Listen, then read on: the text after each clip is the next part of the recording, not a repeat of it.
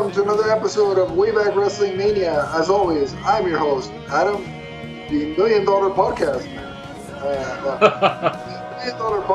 Million podcast man, not $1 million because I don't have that kind of money. And with me is my co-host, Donnie. Pick your wrestler of choice, sir, because I don't know. Hey, what's up, wrestling fans? It's the man whose ring runs on Fanboy Energy, the podcasting machine, the big nerd in green. It's the Emerald enthusiast, ready to drop some knowledge on you and maybe an elbow or two right here on the Multiverse Musings vidcast as we talk about AEW All Out. You could be the pun master instead of the ring master, because I'm the million podcast man. You could be the pun master, and it's Million podcast man is right though. You record a lot. And Steven is still Virgil, so it works.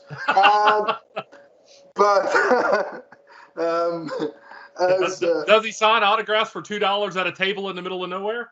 I don't know how much he charges, but a solo table I could see. He probably has a little bit of tea there, Okay. Some tea. Probably makes himself some muffins. Doesn't make us any, but probably makes one for himself. But yeah, as Donnie alluded to, we're talking about AEW All Out 2021. Yes, the third All Out. Not to be confused with All In, which was the slogan for 2017's Justice League, but that's a different podcast. Yes. So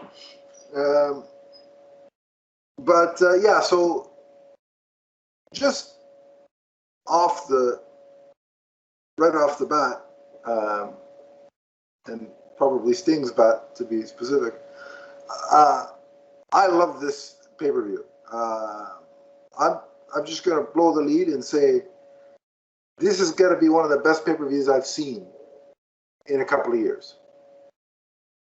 Easy.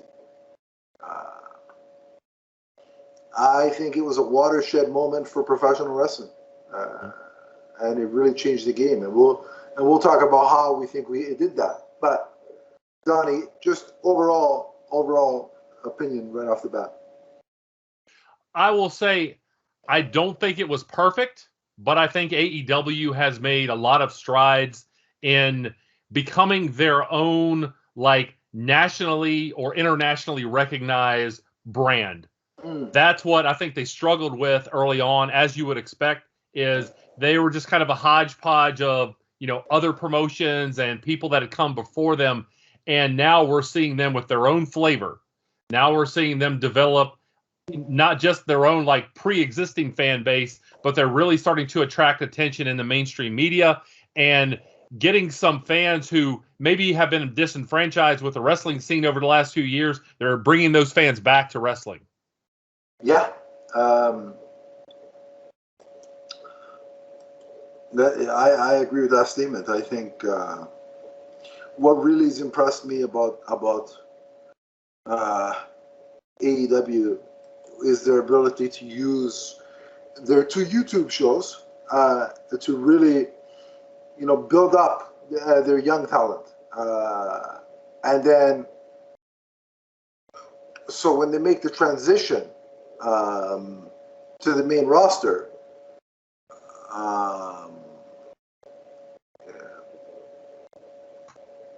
it's not. They can then, they're more known, but also they're given the opportunity to wrestle somebody on the card that is, closer to the top and make a name for themselves. And I like the way they've been building the young stars using the YouTube shows to really, foster the young talent.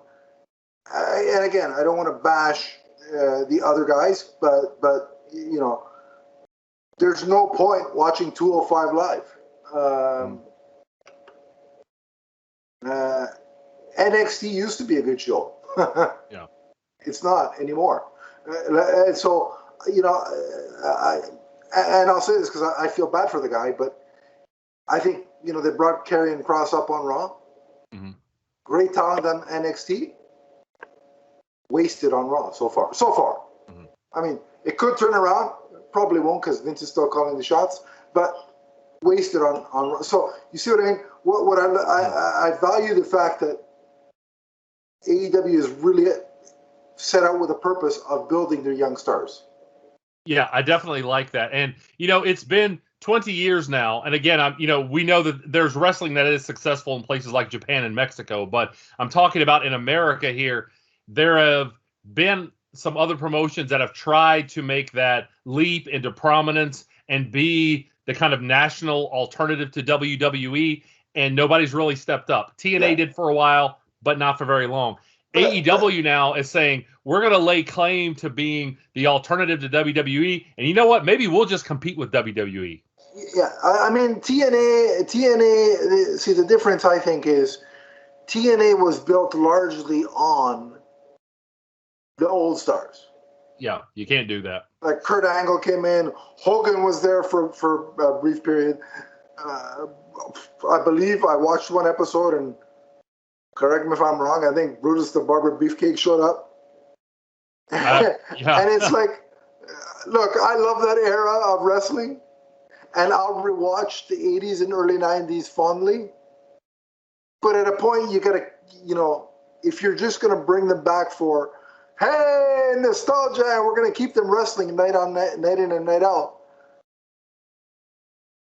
and 9 times out of 10 they're gonna go over a younger star that you could be building up. Right. That's not the way to do it. No.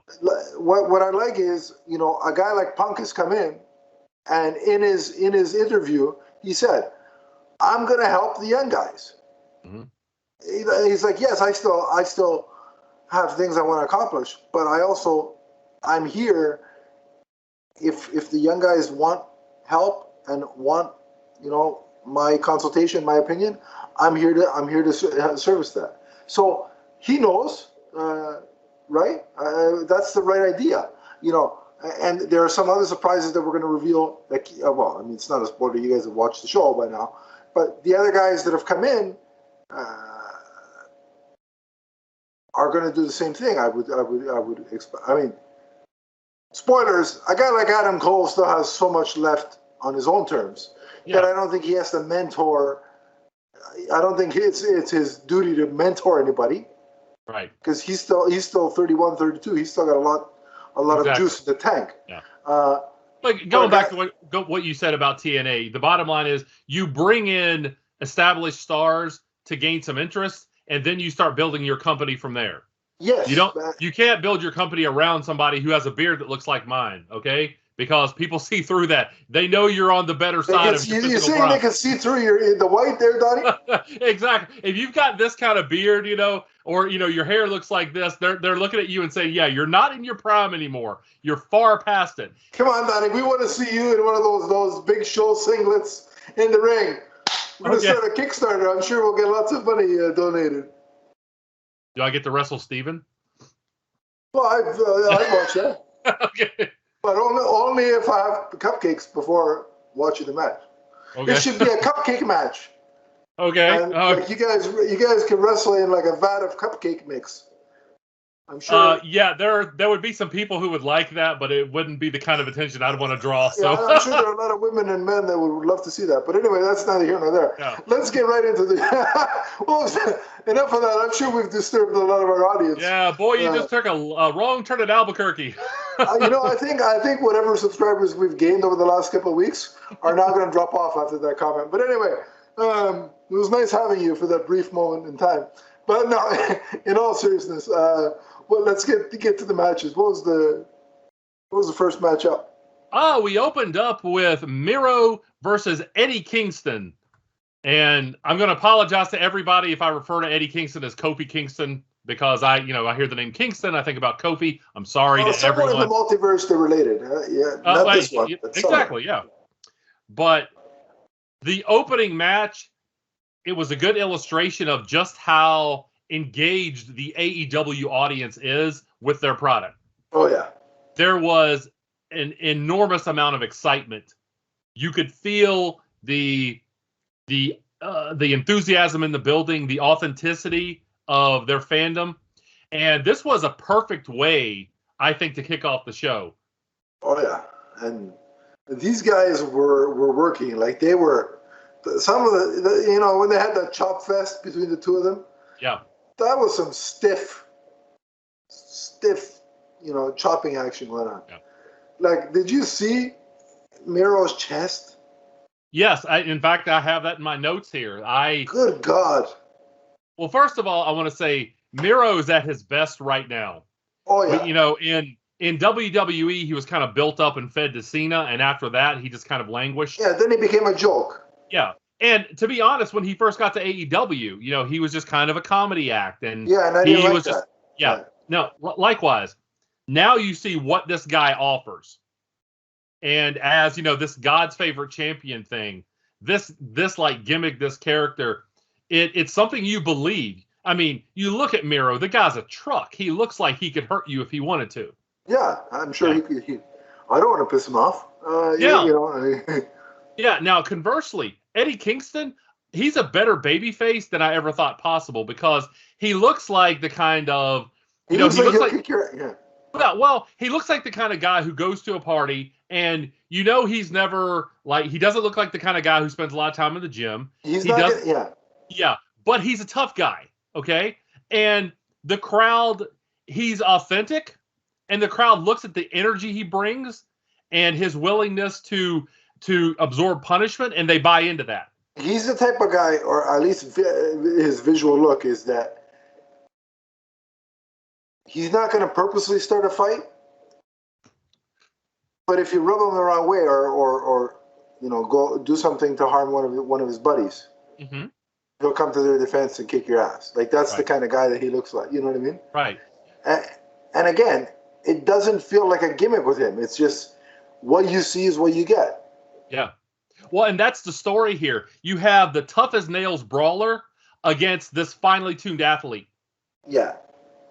And so, as I thought about that in a real athletic contest where we're talking about boxing or MMA, it's usually the surgeon that beats the guy who relies on instinct. Yeah. But there's a great story to be told here, and that's what they did. And you talked about. Go ahead, sir. No. You go. You talked about the fact that Kingston chopped Miro's chest just again and again and again. I like that it was from the first chop to the last. Yeah. Good one. Yeah. I mean, his chest looked like hamburger meat. It showed you just how tough he is and how far he's willing to go to be authentic and be entertaining in the ring. So I like how. Yeah, go ahead. No, go. Keep going. I really like how it ended too, because you saw Miro, even though he was obviously the more physically dominant of the two, he still positioned himself between the ref and Eddie Kingston, and he hit a low blow. Yeah. Before he hit the high velocity kick to gain the win. Yeah, I like the fact that, because him doing that shows that I think to date Eddie Kingston has given him the biggest run for his money in terms of taking the belt from him, or at least causing him frustration. Mm-hmm. is a better term of phrase. The vibe I got from Eddie Kingston is the story he was telling is, to pin me, you're going to have to kill me. Yeah. And I like the fact that, again, even though Miro is, much bigger and a more finely tuned athlete, he still had to use the heel tactics. Yeah. To gain enough of advantage to hit the big velocity kick at 13:22 to win by pinfall. There were a lot of close pinfalls, which I always like. Mm-hmm. Like, I expected Miro to win this match. I don't know that when or if or what kind of title we're going to see on Eddie Kingston. Mm-hmm. Maybe something like the FTW title is something we could see on Eddie, or a tag title with John Moxley. I really like that team. I think Eddie. I could see. I think he and John fit the tag team titles more than Eddie fits the TNT. He and John have a certain chemistry and a certain magic together. So, John's feuding with all of Japan right now, so he's a little busy. But eventually I love John because he can feud with just about anybody at any given time, and it's believable. Yeah. So. Yeah, I'm going to say this. I think this match was actually, I have it as the third best match of the night. Oh, Yeah, and again, it was a fight. Like it was there was some technical stuff, but it was an equal parts, fight, and then there was definitely a lot of technical moves, but there was a lot of brawling involved, and I liked the mix of kind of styles going on. Yeah. So what would you like? How do you want to rate this out of 5? Yeah, I think we were doing out of 5, right? The last time. Yeah. I'm going to give this match a. Yeah, go ahead. I'm going to give it a 4. I'm going to give it to start the show. I'm going to give it a 4.5 out of 5. I think they did just really an extraordinary job here of, again, telling a great story and really committing to the physicality they needed to tell that story. Absolutely, yeah. And again, my spot of the match it's not nothing flashy, but it's the chop fest because it showed, just how like legitimately physical this thing was. Mm-hmm. Like when you see those kind of marks on a performer's, chest or back or wherever, like they're giving their all and they're paying their dues for the enjoyment of the crowd. So you got to give props to that. Yep. So yeah. Yep. So after that, next up we have Jon Moxley versus Satoshi Kojima. Speaking of chops. Yeah. Uh-huh. And a lot of back and forth with those forearms. And, absolutely, yeah. Yeah. Yeah, in the middle of the ring, trading punches, and that's like that's old school, but it's great. Yeah. Towards the end, Mox, he tried to apply the rear naked choke. Kojima made it to the ropes. Mox, he pressed him with wheel kicks. Kojima, he retaliated with some chops. Again, we saw lots of that. Yeah. So they collided. Moxley finally hits the paradigm shift, and then he administers a second paradigm shift and picked up the win at 11:50. Yeah, and the fact that he required 2 paradigm shifts to beat Kojima, I think, is a good move because it shows like what a competitor, Kojima is, and how like it's not just. They're not just treating him as like a sideshow attraction. Hey, look who's here! And now Jon Moxley is going to kick his ass. You know what I mean? Oh yeah, the crowd, they knew, at least they had a familiarity with Kojima, and they looked at this match. It wasn't a typical babyface heel scenario. It's like we kind of favor Moxley because he's our guy, but we know this other guy is good. So it's more of a it's an attraction as opposed to we want to see guy number A. Just kick the snot out of guy B. And I like that there you could see. Did I just say guy number A, guy B? yeah. Guy number A. That's a good. Guy number A. Yeah, that's how that works. Donnie is rewriting the numerical system one guy at a time. Right. But he's combining the numbers in the alphabet in one. There you go. Yeah. Go Moxley forever from the first A to the last. Yeah, there it is. You'd have to watch a lot of our podcasts to pick up on that one. Yeah, absolutely. The ones that just tune in for the wrestling are like, what's this first to the last BS? Hey, listen, Austin, Stone Cold has Austin 316. I have from the first to the last. I got to get myself a T-shirt. But I digress. What I like about it is that I'm not somebody familiar with Kojima, but through their partnership with New Japan, right? Mm-hmm.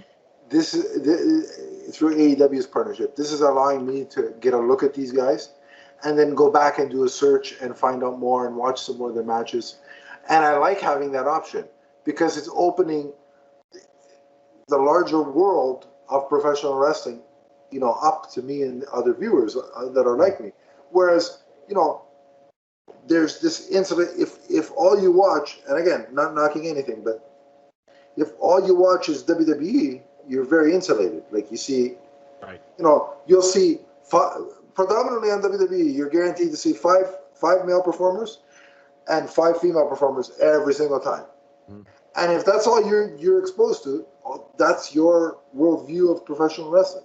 And they don't acknowledge other promotions very often. They don't. It's like AEW is giving you kind of this global look at professional wrestling. They're saying, yeah, we're part of it, but there's also this world outside of us. Yeah, and the best part is AEW is not afraid to mention WWE people.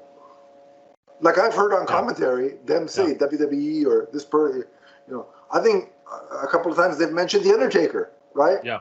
Well, and Jim Ross has a habit of calling AEW performers by their old WWE names. Oh yeah, so. he's done.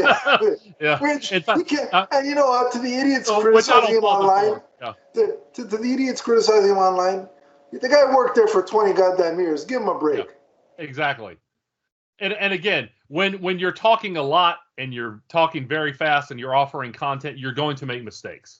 So Donnie, if I ever call you Jordan, you can. I give you permission to give me the DDT because that's insulting. But anyway, like I said, he's not talking about Michael Jordan, by the way. That would be a compliment. So yeah. No, I'm talking about for the wrestling fans. You have no idea who this person is, and you're better off for it. But anyway. For everybody else who's watched our show before, like other like the comic book side of things, they may know who that person is, and they may get a chuckle out of that. But no, I like the fact that they bring in these guys like Kojima, and they open my perception and other fans to other promotions and other performers. Right. Well, and speaking of that. After the match, music hits, and here comes Minoru Suzuki. I have no idea who that is. Now, this guy's been around a while, and the fans there, the AEW crowd, they definitely knew who he was. I mean, for me, it's hard to forget the haircut, if nothing else, after this guy, But he came to the ring, and the crowd actually, again, they had the forearm exchange. And when he got the better of Moxley, he spiked Moxley with a gotch-style pile driver, and the crowd popped. Yeah. So again, they know this guy. This guy's a legend. By the way, I love that pile driver was great, and also I forgot to mention when you mentioned the paradigm shift. That's one of my favorite finishers in AEW right now. I love it. Yeah, I would agree. Again, it was another strong outing. There were really only a couple of criticisms I had. There was one match that I thought really shouldn't have been on the show. We'll get to that later. A couple of them were a little slow. There wasn't a whole lot to really dislike here. It wasn't perfect, but it was close to it. I think I might know which match you might be talking about. But what would you rate this match again? Did you say?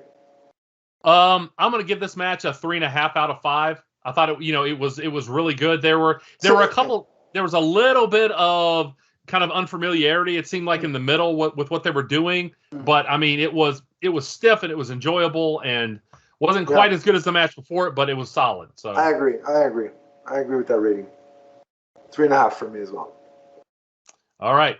So next up we have Dr. Britt Baker, DMD.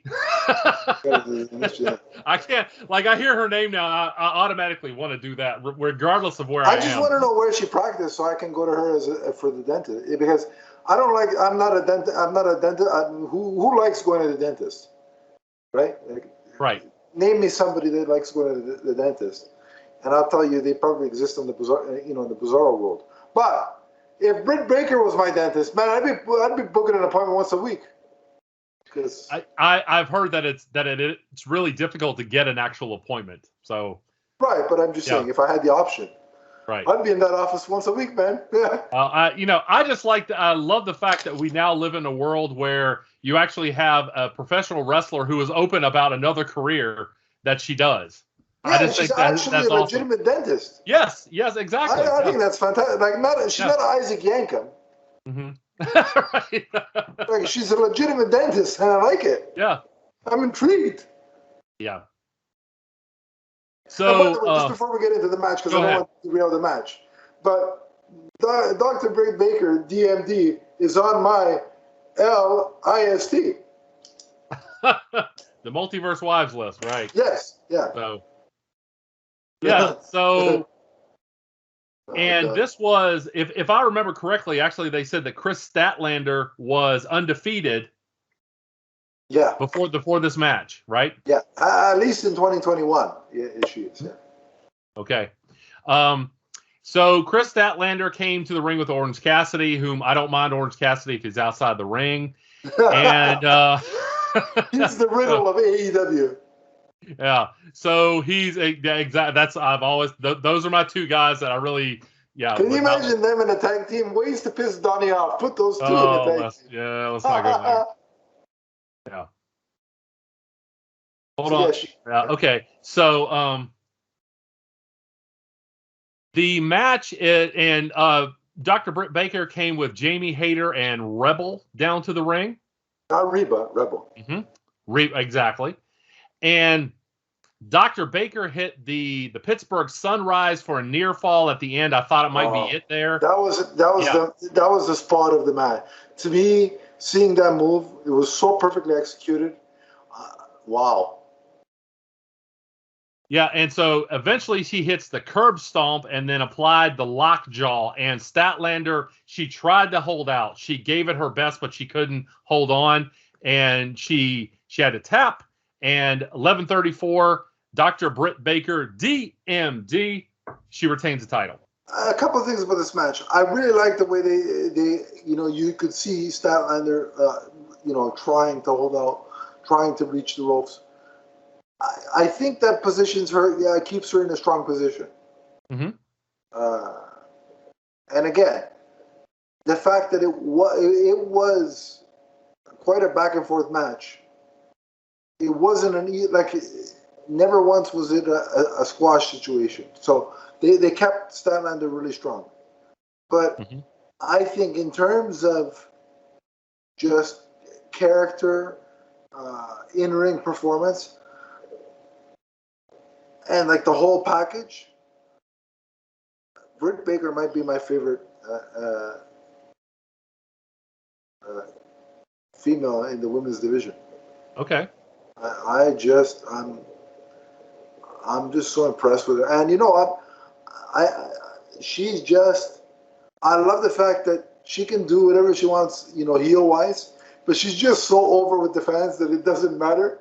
Yeah, I think it's only a matter of time before they really have to go ahead and just make her a kind of, egotistical baby face because she's getting so many cheers. I wonder who would facilitate that. Maybe Jamie Hayter getting, if she gets a little too. Somebody kind of big and intimidating, Jade Cargill, who's actually my favorite. Jade Cargill or Nyla Rose, somebody who could come out and look at, Dr. Britt Baker, DMD, and give her a serious beat down and make you feel some sympathy for her. So, So. Yeah. No, it was, like I said, that sunrise flip maneuver off the top rope, to me, that was the spot of the match. That was just, the Pitts, somebody changed the name. I think it was Shivani called it the Pittsburgh. What did he call it? The Pittsburgh something. He changed the name. It's called the Pittsburgh Sunrise, I believe. Pittsburgh Sunrise. I don't think that's what it's else. He called it that, but I don't think that's the actual name. He added the Pittsburgh because obviously Britt is from Pittsburgh. But but still, that was the move of the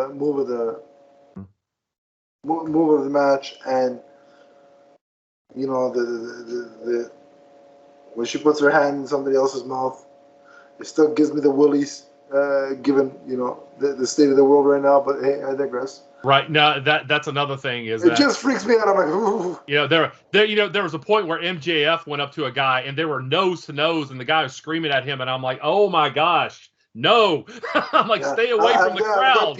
I've got PTSD when it comes to seeing people that close or putting their hands in each other's mouth. I'm like, mm-hmm. So next up, Donnie, was the tag team match. Yes, we had the Lucha Brothers, Penta El Cielo Viejo and Rey Fenix against Matt Jackson, and yes, it was. I actually pulled that off well. I don't always. I was very impressed. Yeah. Against the Young Bucks, Matt Jackson and Nick Jackson. So let me start out by saying this. sometimes with like modern tag team wrestling, I feel like I see too much cooperation. Like it's like, there's these, they're all obviously setting up for a big move and they take a long time and you're like, this doesn't look like any kind of a real clash. It's one big move, another big move. There's no progression. There are no holds between. It's just guys running at each other and hitting big moves. But this match, for whatever flaws it had so much action. And it was so hot. And there was so much energy. And it went on for so long. And I mean that in a good way. Yeah. And it had blood in it. It had the blood, but it wasn't excessive. It wasn't excessive. It looked, it looked believable. You had the Young Bucks pulling at the masks of the Lucha Brothers, and this was absolutely outstanding. I was absolutely wrapped up in this, as was the crowd. Oh yeah, what a match! Literally a roller coaster of emotions. Mm-hmm. And I've only known these two tag teams because of AEW, so it's not like I have decades of built up, following for either of these two tag teams. But you talk about the cooperation, and sometimes there's too much of it. Mm-hmm. I think in this case, because we're dealing with a cage match, I'm like, well, things are chaotic. It's a cage match, so let's just roll with it. Yeah. We didn't see too much of that here. I've seen at times on AEW where guys are struggling a little bit with where they are. And it's like, they don't quite exactly know how to get from point A to point B. Here, I mean, they even said it, I believe, that this was like the ninth time, I believe, that these two teams met. Yeah. Oh, they're very familiar with each other. Yeah, very familiar with one another, and you could tell they worked very well together. It was tight, it was clean, it was fast. So the spot where I don't know how many super kicks were exchanged between the four guys. Yeah. But it was like, I almost got knocked out watching them kick each other. I'm like, whoa. I really like the one. I believe it. I forget which Lucha brother it was. I believe it was Ray Phoenix when the Young Bucks went with the mask. Oh, never mind. They both have. Oh well, when they went for the double super kick and he ducked out of the way and they kicked one another. Yes, I thought that was really cool. Yeah. So let me. I mean, we could talk for half an hour about just this match, but let me talk about some of the highlights. So Nick Jackson hit a backstabber on Penta. Matt Jackson powerbombed Ray Phoenix into the steel cage. Penta used a sling blade clothesline on Matt Jackson. Nick Jackson used a cutter on Ray Phoenix. Matt Jackson hit his own cutter on Penta. Penta El Zero Miedo hit the Made in Japan on Matt. The Bucks, of course, tried to rip at the masks. They did succeed in partially ripping them. They didn't get them all the way off. Yeah. And then near the end of the match, the Bucks brought in a thumbtack shoe, which I was like, wow, that's really cool. And at the same time, it always makes me nervous when I see thumbtacks. I'm like, I hope those don't get in someone's eye, Right, yeah. But actually, it ended up being a problem for the Young Bucks. It ended up, the tables got turned and Ray Phoenix grabbed it and used it on Nick Jackson.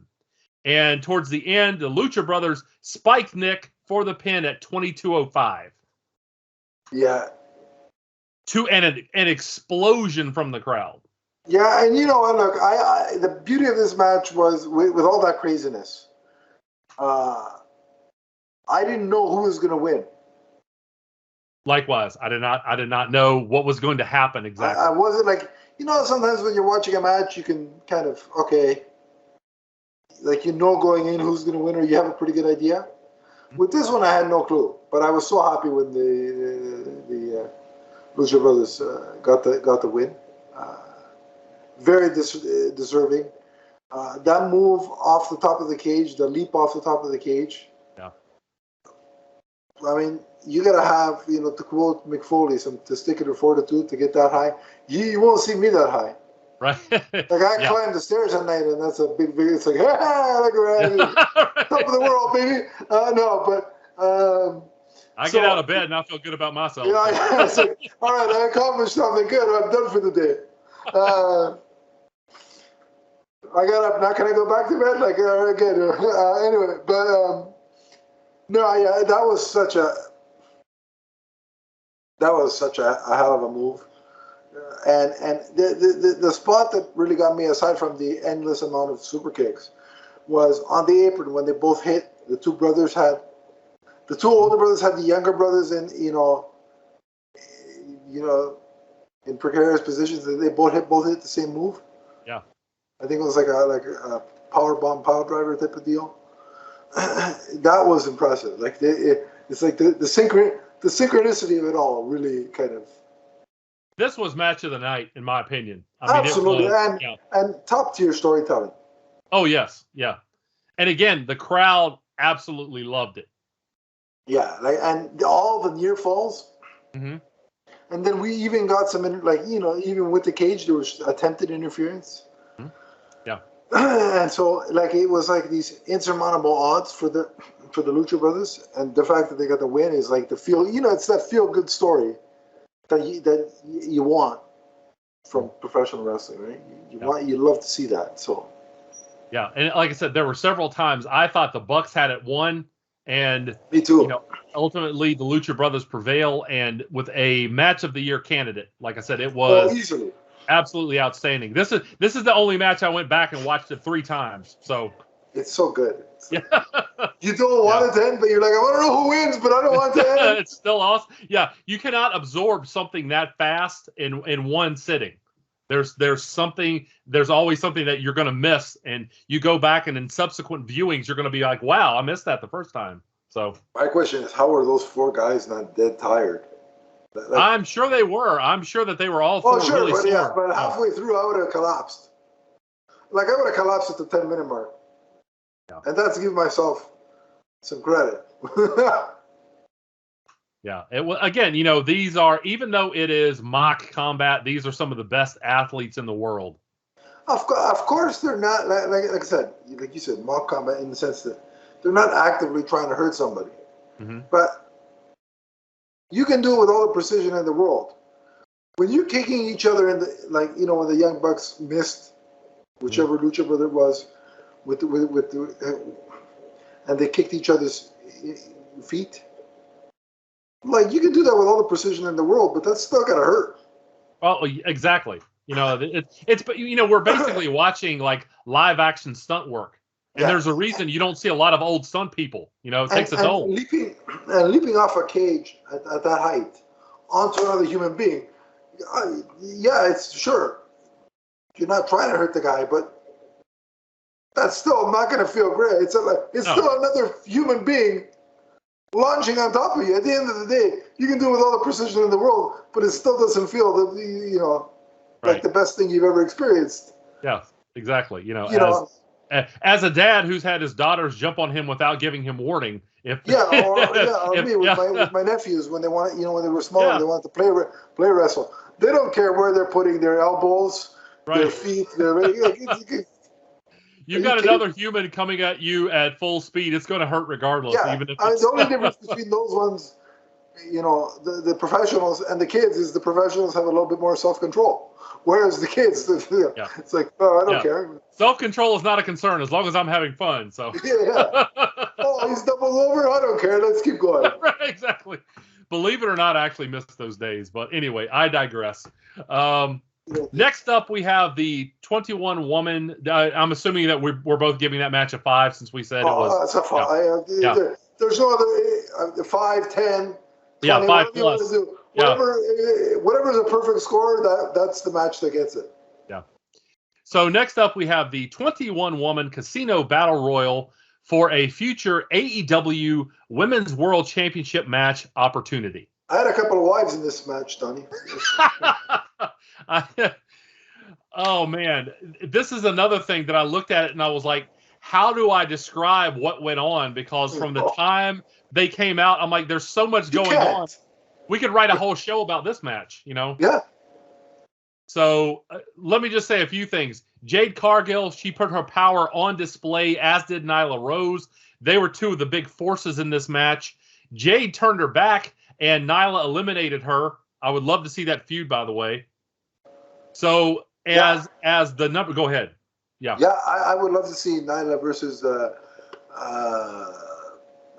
Jade. I think in terms of Jade's sort of physical prowess, she's the only one on a physical level that I could believe could beat Nyla. Yeah, she could match power with Nyla. That would be interesting to see. Yeah. So continue. Yeah. So now to a thunderous ovation came the Joker in this, not the Jack Nicholson or the Joker Heath from Ledger, DC. Yeah. Or I'd love to see it. Can you imagine a battle royal with all the Jokers? That would be insane. That would be very interesting. That'd be a great animated movie. But I digress again. Yeah. So the Joker turns out to be Ruby Soho, who came out to a massive ovation. And the final three in the ring were Nyla Rose, Thunder Rosa, and Ruby Soho. So Thunder Rosa hit the shotgun drop kick to Nyla, eliminated her, and then Rosa and Ruby fought on the ring apron for this very tension-filled, very well done ending. It was like, who's gonna fall? Yeah, I was like, yes, okay. it was really cool, and the crowd was on edge, and you could tell it was really well done. And you know what I loved about this is that, okay, first of all, I gotta comment on it because Ruby Soho, her reaction coming out of the tunnel, like that joy and smile on her face. How can you not get swept up in that? Like, that's what this is supposed to be. Mm-hmm. This is how performers are supposed to feel where they work. Well, and you saw her at the end when the referee that she saw, she turns around and looks, and she was like, "Oh, hi, Mike." Yeah. And it was genuine enthusiasm to be back and enjoying her profession. And I love seeing that because that's what this should be for everybody involved. The fans and the performers. This should be enjoyable. This should be fun. Mm-hmm. Like if you're doing this job, okay, imagine. I mean, Donnie, your profession is it's not, I wouldn't describe it as fun. I mean, you have a really tough job that you do. You deal with a lot of difficult circumstances. However, can you imagine going to work utterly hating your job? Yeah, I can't imagine. And unfortunately, we hear people in professional wrestling, and for all the good that we as fans, all the things that we like about it, you hear a lot of people that will leave the business, and it leaves them with a bad taste in their mouth. To see Ruby come back and actually be enjoying herself, I think that was heartwarming for everybody. So. And it wasn't a show, it wasn't a character thing. It was just, I'm happy and I love what I do, and that was infectious. I liked that throughout this 21 man or 21 woman, 21 person, because technically, if we really want to be politically correct, that's what we'll say. But with all those people in the ring, that they still managed to key in on some feuds. Mm-hmm. So like you had Taya Conti, who had on the list. She had a really good showing, by the way, in this match. Yeah, who maintained her feud with the Bunny, on the list, and then Anna Jay comes in and helps her out, also on the list. That's a lot of wives, buddy. Dude, it's all over the place. I thought this match was chaos. So I like that they continued those feuds. Then Jade Cargill comes in and eliminates. Jade Cargill on the list. She comes in and eliminates about 5 people or 6 people, and like you said, Nyla Rose, was there, and then Thunder Rosa on the list comes in and has a good showing, and I was like, when it was the final 2, I was like, I don't really care who wins, like I'd be happy either way. And I wasn't necessarily expecting Ruby to win this match. No, I was surprised too. I thought she literally just got here. I don't think they're gonna do that. And they did, and I'm like, all right, I appreciate the fact that you got me there. But again, Thunder Rosa still remains strong. So it's not like they did her a disservice by putting Ruby over in the match. I loved it. It was a great match. Yes. And like I said, the crowd approved of Ruby winning, so you can't, make the argument there that they just, kind of hot-shotted her with no forethought. Yeah. So that's obviously what the crowd wanted to see. And you know what? Good. I love seeing it for her. I'll tell you why. She's and here's one area where I'll give WWE a little bit of a whipping. They mangled and misused her throughout her entire tenure in WWE. That seems to be a very popular sentiment she was misused. And unfortunately, they did it with the other members of the Rise Squad. They're still doing it with Liv Morgan. God forbid they put her in a meaningful opportunity. I kind of wish the other two would have. Well, I think one of them is pregnant now. The other one, the one that's not, the one that's married to one of the Viking Raiders. I think she's pregnant or with child or nursing. She just had the child, so I don't think she'll be wrestling anytime soon. But man, I would love Liv Morgan to come over. Not my house. Listen, if she came over, buddy. No. If she came over my house, I'd be all for it because on the list. But I'm saying to AEW. Let me clarify. But what if she came over with the other version of you? She's like, oh, this is hi, and this is the Earth 31 version of you. You know what, though? You know what, Donnie? I can always try a paradigm shift on myself. So, man, I'd love to see it. Like I'd love to see her in AEW, and just because what I like about AEW is that this match particularly showcased 21 women, and they gave each one of them a chance to shine. Even the one that was from Chicago, in the blue leaf-looking color scheme outfit, which I was rooting for her for that, but then she got tossed out. But I'm like, oh yeah, you could be a Leaf fan. You just lose in the big game match. But anyway, I know. Right.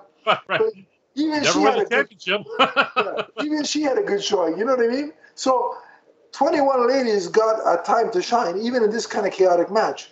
But what I like about AEW is that every week you get a different set of women having a match and focus on.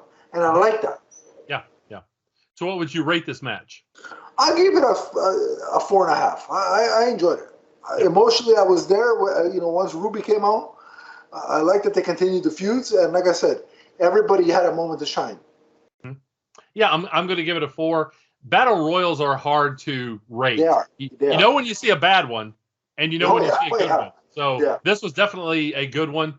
So maybe the ending, I would have liked, some of the last like 4 or 5 to be in there a little bit longer, but they did a lot of things right here. So absolutely. So next up, Chris Jericho versus MJF in a match that a lot of people have been anticipating. If Jericho lost, it means he had to remove himself from any physical competition with AEW. Yeah. Which I doubt anybody really believed that he was quite at this point yet. Though, Donnie, I will say, I kind of had a feeling. I was hoping and thinking that Jericho was going to win. Mm-hmm. But they did, with that video package, they did kind of put a seed of doubt in your mind, because when you think about it, Jericho's 50. Yes. He's got the Fozzy, the band thing going. He could easily say, all right, I gave you a good 2 years. Now I can transition to commentary, and also do the Fozzy thing more frequently. So, there was a little seed of doubt planted in my mind. But I really enjoyed this match and the story being told. First of all, MJF coming out to the old, the Y2J kind of deal. Yeah, I like that they had the graphic that said Chris Jericho's last match. The crowd they really hated that. Yeah, no, but there was a moment, when it started the countdown, I'm like, oh my God. The countdown, is Jericho really doing the Y2? Like, yeah, he was obviously mocking Jericho. Yeah, which, for a second again, I thought it was, and then you hear MJF's music, and it's like that little son of a, honest to God, he's the best prick in wrestling. I just like, he's got the heel thing that like, and that robe. I'm like, who's this guy think he is? Ric Flair? Yeah. He comes with that robe. Yeah. Now, once again, I mean, I think that his heel tactics are great. He can whip, fans into a frenzy. But when he went face to face with that guy, and there was a couple of people around them too that didn't have masks on, I was like, whoa, what are you doing? Yeah. Like, you've got to be like exchanging some, saliva there. So I would hope that he's at least he's vaccinated. I hope. Yeah. Oh man. But this was a tension-filled match. A lot of great drama here. I'll say this. I will agree with people. I saw some reaction online. People are like, Chris Jericho is kind of slow now. And not compared to other 50-year-olds, but just where Chris Jericho was 15 years ago. Of course, yeah. That's I mean, I think there are some people who look at him and say, maybe this guy needs to think about retiring. But he really has, during this feud, given MJF a great rub. I mean, MJF, even though he ultimately lost this match, which obviously he had to, if there's going to be any continuing drama between the Pinnacle and or just Jericho and MJF, Jericho had to get something because he's usually been on the losing end. Right. But so Jericho took his elbow sleeve off. He took his elbow sleeve off, used his arm, repeated shots on MJF, brutal ones. MJF, he countered a Hurricanrana off the top rope at one point with a power bomb for a near fall. Yeah. And then the story in this match was that Jericho injured MJF's back. And I believe at one point, MJF's Jim Ross said MJF is damaged goods as far as his lower back goes. Yeah, because there was a spot in the match where Jericho caught MJF and then like sort of slammed his back into it was like a modified, almost like a standing power bomb onto the ring apron. And I love that you could actually hear when Jericho caught him. You can hear MJF say, "Oh shit!" Yeah, exactly. Well, and the end was really well done too, because Jericho, he got MJF in the lion tamer, and it was kind of a lion tamer, and then eventually it became like a full-on Boston Crab. But MJF made the ropes, and then he pulled him off the ropes, and MJF tried to hold out. Ultimately, he couldn't. When he tapped, the crowd went nuts. Yeah, but also there was that moment where it seemed like MJF got the pinfall. Yes, yeah. But Jericho had his foot on the rope, and Aubrey Edwards didn't see it. Right. And then another ref was down there and said, no, he had the. So I like that, and I like that sort of little conflict. Mm-hmm. And I like the fact that's another thing. I mean, and this is more AEW than this match specifically, but that Aubrey Edwards is somebody else who adds to the match because you know who she is. Oh, I love her. I like as a referee, I love it. That's something that I think I'll say it. We could put refs on the list too.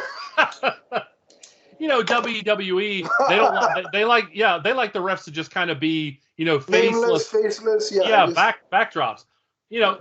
Aubrey Edwards has fans, and she should. Yeah. She's good at what she does. So. Yeah, like her character, and when she's in the middle of the ring, that it's a big match.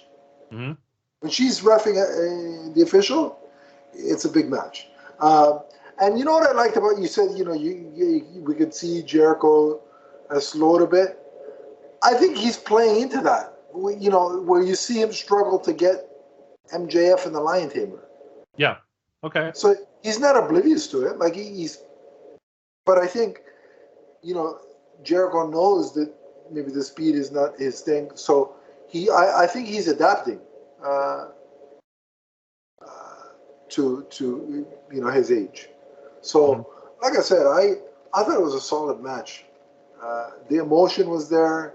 The investment is there for me because, I've seen Jericho for years. So, so the investment of him not losing was there. So I really enjoyed this match. What would you rate it, Donnie? I'm going to give it a 3.5. It was solid. There were a couple of places where it was a little slow, but I mean, it was ultimately great storytelling at the end. And, even though it was the older guy going over the younger guy, I still think that this is what they had to do to keep, any drama going between the two of them. So yeah, but MJF as a heel is over already. So one loss to Jericho isn't going to derail him. MJF is the guy. I think he's one of the guys on whom AEW could build themselves to the future, because I look 5 years down the road. Is Punk going to be there? Maybe not. Is Kenny Omega going to be there? Maybe not. Can you count on MJF to still be there and still be over? Oh, absolutely. He's 21, 23, yes. right? Something like that. Exactly.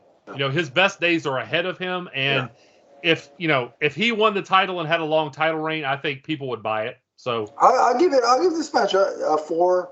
Like you said, there were some iffy things in the in-ring, but the storytelling takes it over that hump for me a little bit. So, yeah.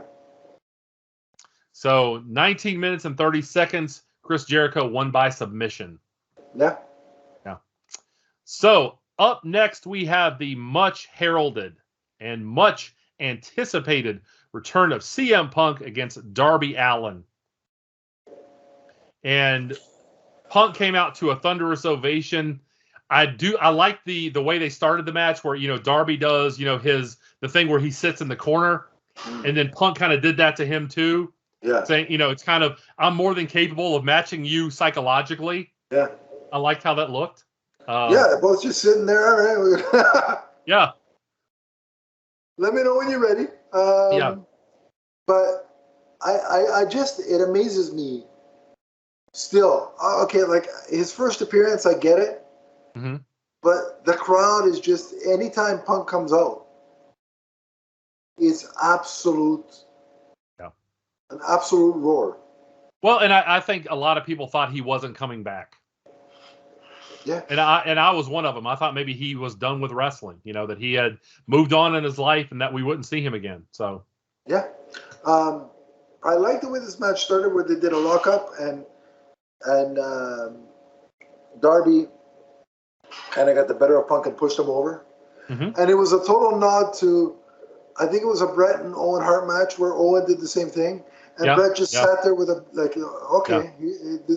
is how it's going to be. It was a homage to that. And I love, me being Canadian, sorry, Donnie, but Bret Hart is my guy. Best there is, best there was. Never mind that Shawn Michaels nonsense, gyrating and all that garbage. Anyway. We can fight about that off the air. Although I do like to tell anti-vaxxers to suck. But anyway, that's what I digress. I do like doing the cross chop to certain people. But I digress. I liked that nod to Bret Hart, and it was obvious that's what that was. I liked the fact that both guys were very technically sound and used technical holds.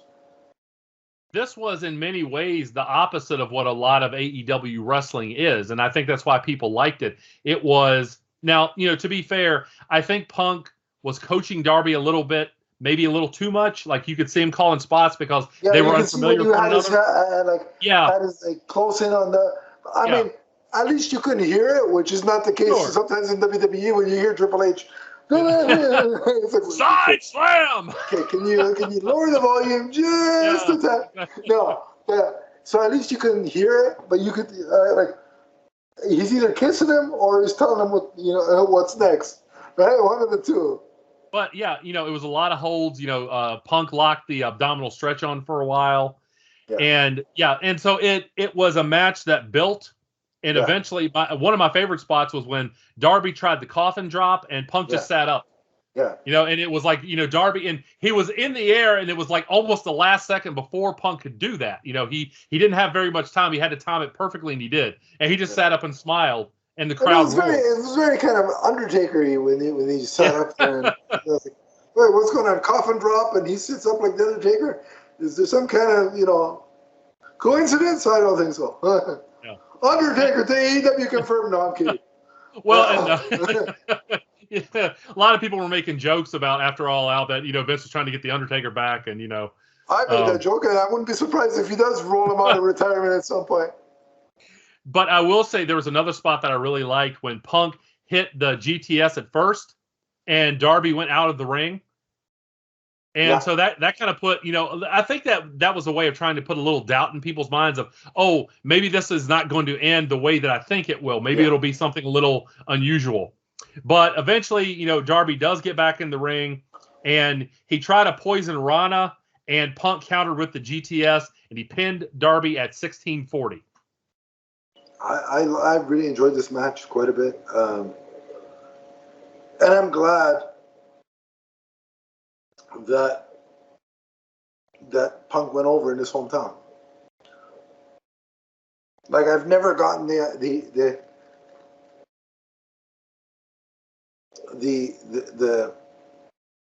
reasoning behind a performer losing, especially if it was a championship.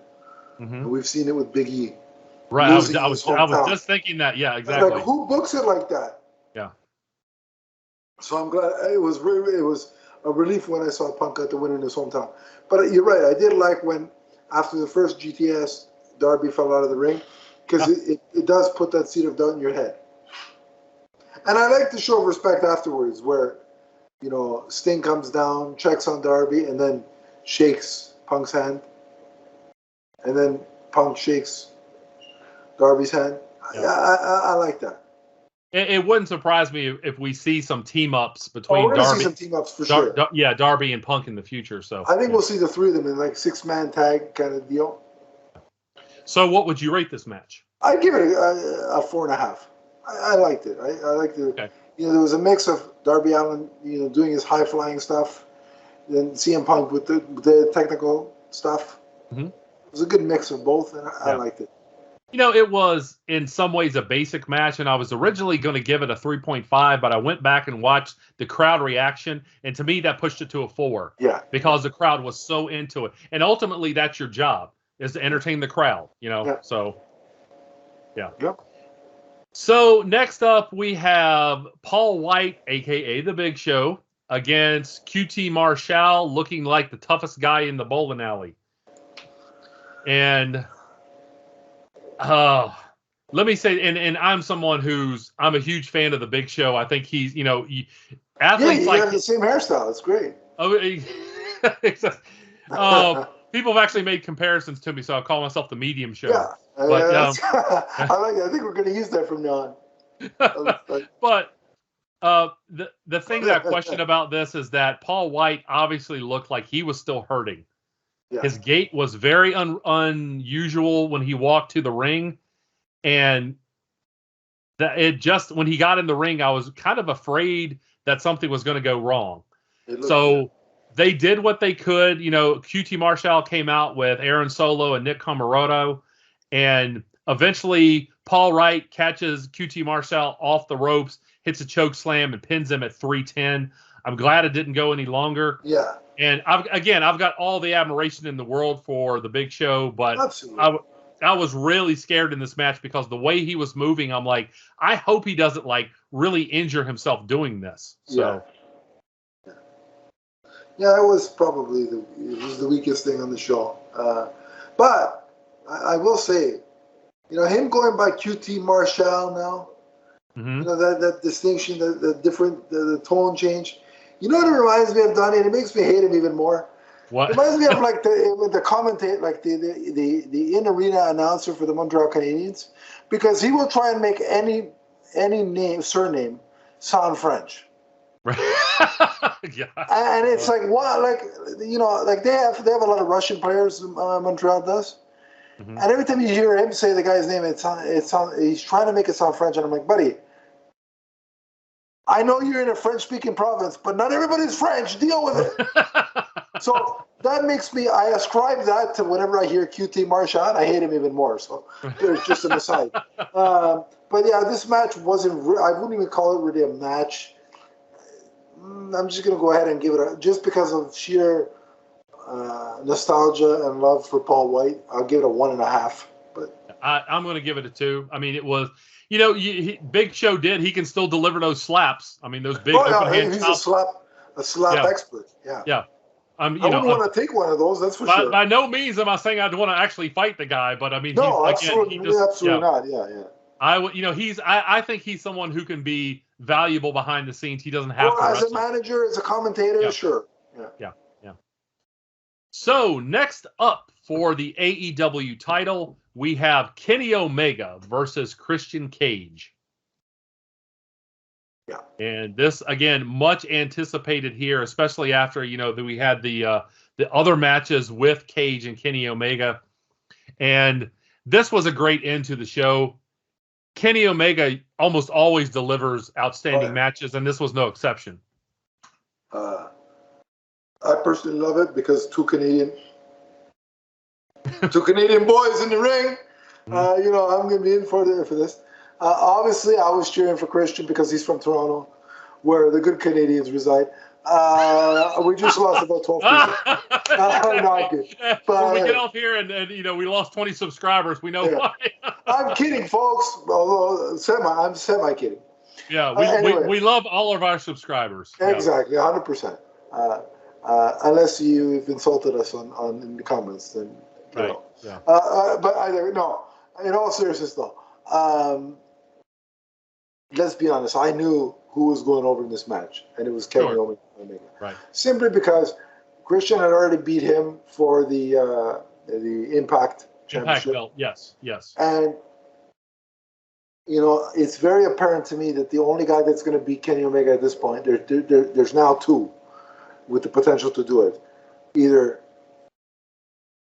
Bryan Danielson, geez, I almost called him, or I think either works at this point. I'm glad to call him Daniel Bryanson. I'm glad to call him Bryan Danielson again, as opposed. It took me forever to call him Daniel Bryan because I knew him previously before WWE. So it's either him or Adam Page, which is who I think they want to take it off of him. It could also be CM Punk. But it could be. But I think they're really playing up that angle of Adam Page, the former partner who Kenny kind of turned his back on. I think that's what they're going for. It's not a problem. I think it's a great idea. I think it's great of Tony Khan to do this. Adam Page has asked for some time off because his wife was giving birth, and because, despite what people want to believe, we're still in the midst of a pandemic. Yes. Adam Page does not want to. He wanted to be there for the birth and to spend some time with his kid, or his newborn baby, I should say. But he also didn't want to be traveling back and forth during the pandemic and potentially give. Yeah, especially with these live crowds and not enough people wearing masks. So. Yeah, and so he didn't want to give it, take a chance of bringing something home and passing it on to the baby or his wife. And Tony Khan was very gracious and gave him the time off. I have a feeling that if Tony Khan's initials were VM and somebody asked for time off for this exact situation, they'd probably be fired. But I digress. There have been some questionable situations involving that in the past, but we won't go there on this podcast. So. Right. So that's why I think it's taken longer for that feud to culminate. But so I think that's the end game. So I kind of knew Christian was going to take the fall here. However, the match in itself, the back and forth, was amazing. A lot of near falls, a lot of these guys hitting their finishers and then not being able to put the other one away. So it ended when Christian, he put Omega on the top rope and he was looking for the avalanche kill switch. Omega turned it around, turned it into the one wing angel and pinned him at 21-20. Yeah.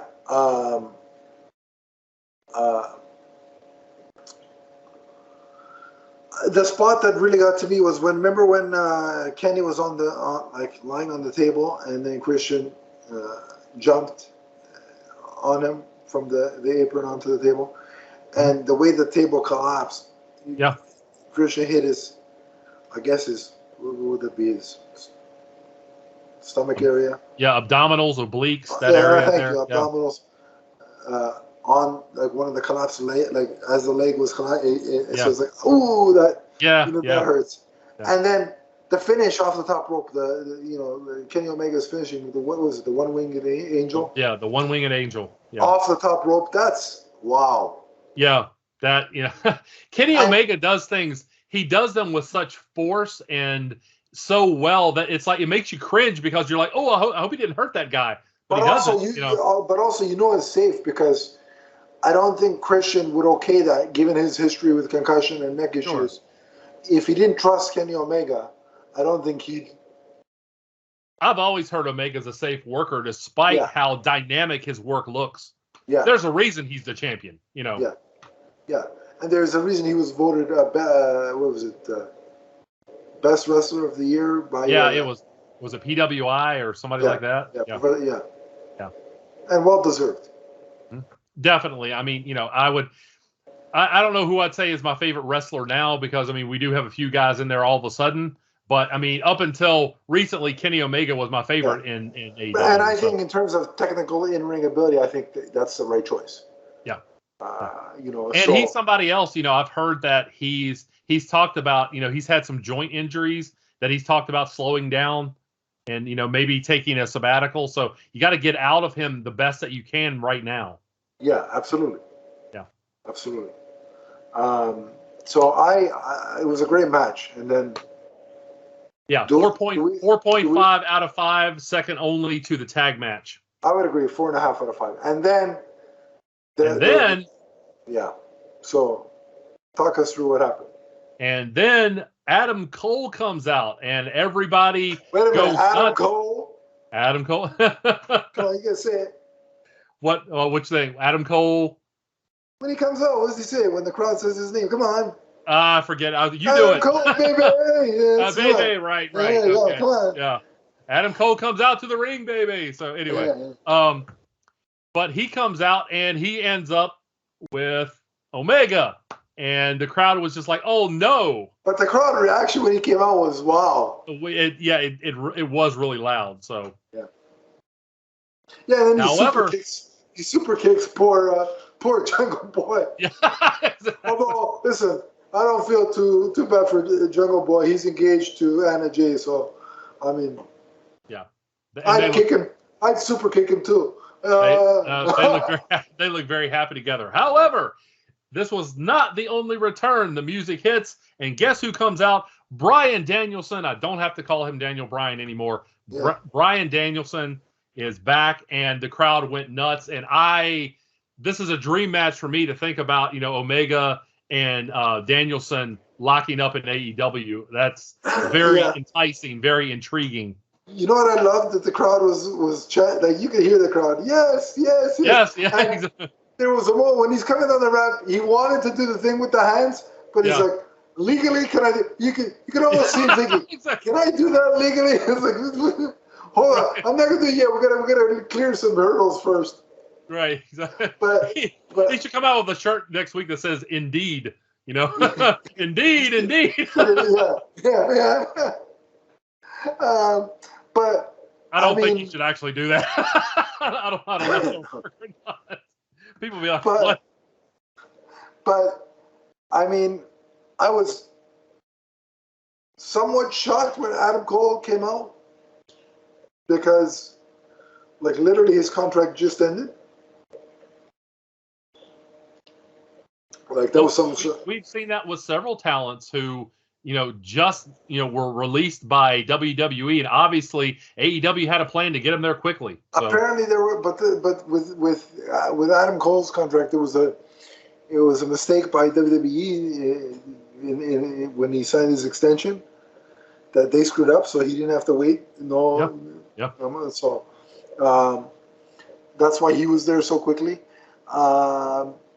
And then with Bryan Danielson, you knew it was just a matter of time. Like Punk even teased it, right? Right.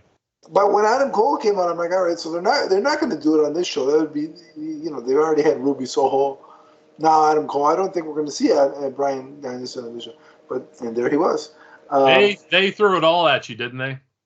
But like, Jay, if you watch people's reaction on YouTube, and you see the excitement of wrestling fans, like, this is what it's all about. Yeah, I agree. And like you said, Adam Cole versus Bryan Danielson versus Kenny Omega. Like, the matches we could see are incredible. There's so many combinations that we could see. now that are just phenomenal. And I think these are two, especially Adam Cole, more so Adam Cole because he's younger and has much more time to give. That is a big loss for WWE/NXT. They're just bleeding talent at this point. And it doesn't all too much make sense to me, but I'm happy that they're in AEW and we're going to get some great matches because of it. Yeah, I mean, we don't want to go too far into that because this is an AEW vidcast, but we've talked about there's a lot of theories online that WWE is getting ready to be sold, so that'll be an interesting happening if it does actually transpire. So yeah, so but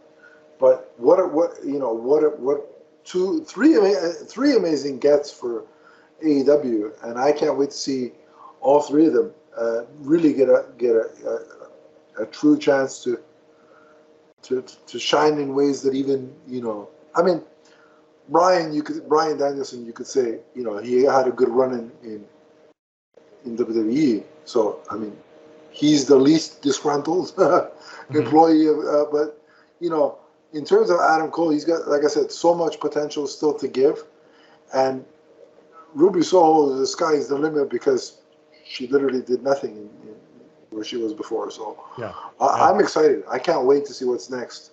Yeah. So definitely say this is a big win for AEW. Yeah, fantastic show all the way around.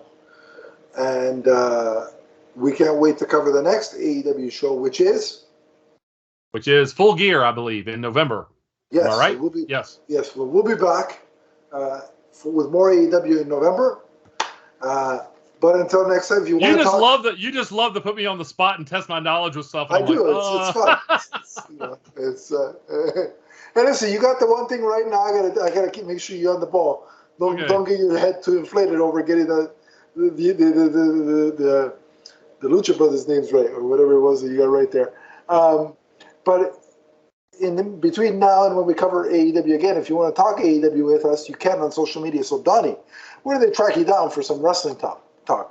You can find me on Twitter as the Emerald Enthusiast. Let's talk wrestling. Let's talk collectibles. Let's talk comics. Let's talk Green Lantern. Yeah, and if you want to talk wrestling and all that other stuff with me, it's at Adam_LeafsFan. We have the MMNPDC Twitter account, which is the podcast vidcast Twitter account that you can follow that as well. We have the Facebook group, which is linked in the description. Click it. I'll add you, and we can continue the conversation there. And Steven runs the WBW Mania Twitter account. So if you want to talk to him about wrestling, you can there. You can actually talk to our very own Virgil on the network. So take advantage of that if you so choose. But until next time, remember that AEW All Out 2021 is forever.